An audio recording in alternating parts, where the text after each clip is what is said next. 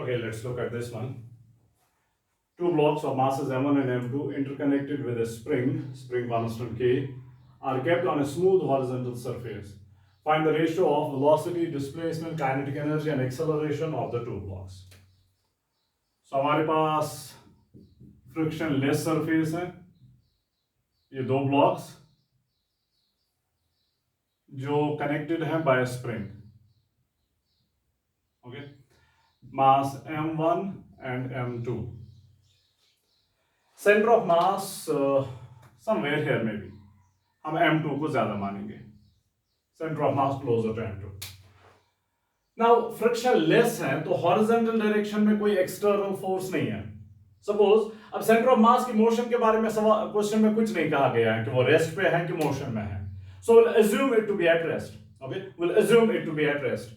So what we can do is हम m1 और m2 को ऐसे लेते हैं दूर दूर, फिर जाके छोड़ते हैं.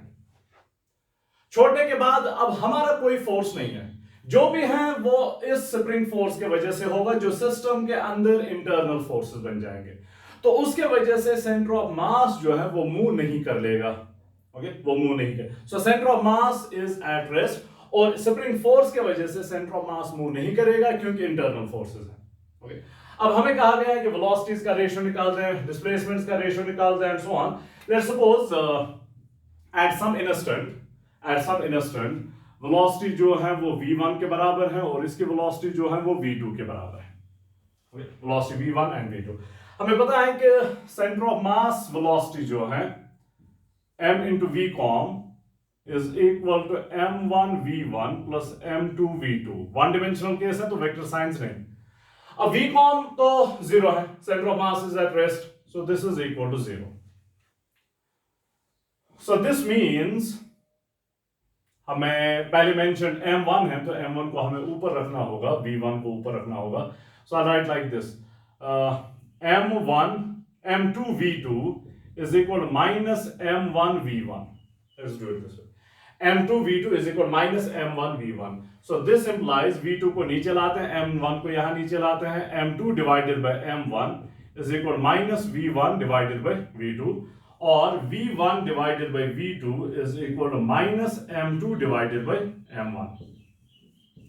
Minus m2 divided by m1. Minus sign tells you कि इन दो की डायरेक्शन जो होगी अपोजिट होगी.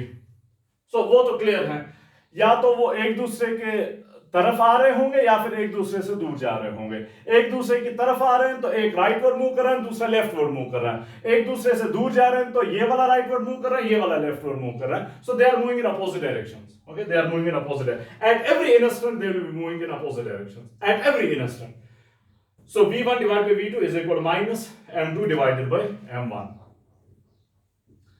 अब जाके पार्ट बी को देख लेते हैं. पार्ट बी जो है डिस्प्लेसमेंट्स का रेशियो हमें बताना है निकालने के लिए. Let's suppose at any instant x1 is the displacement of first one and x2 is the displacement of second one.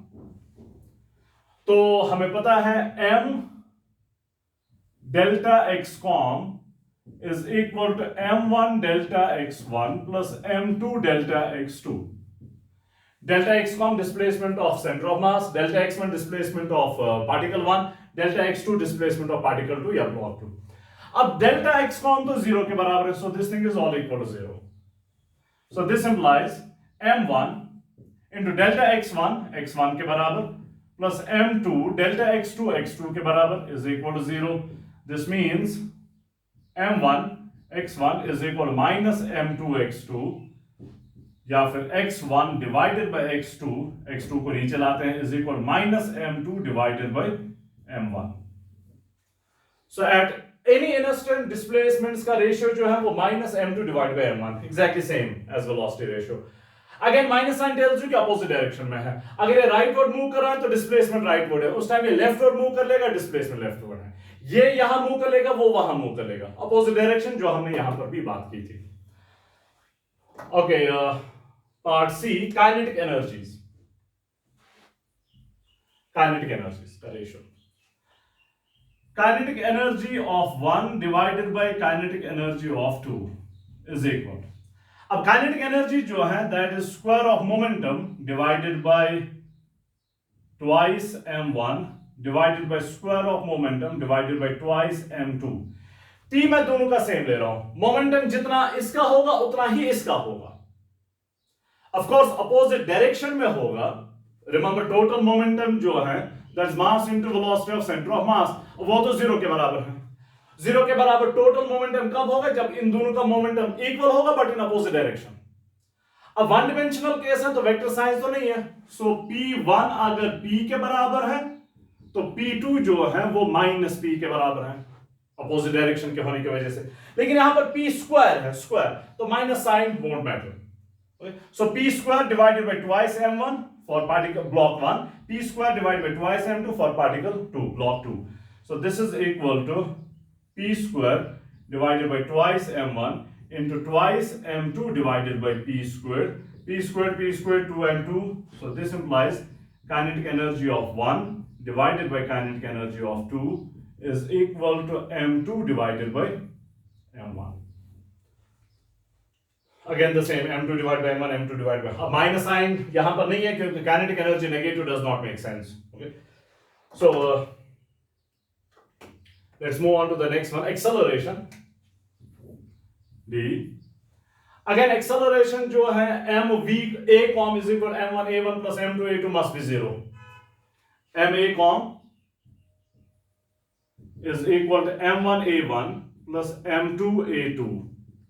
Let's suppose इसकी at some instant acceleration a1 है और इसकी at some instant acceleration a2 है।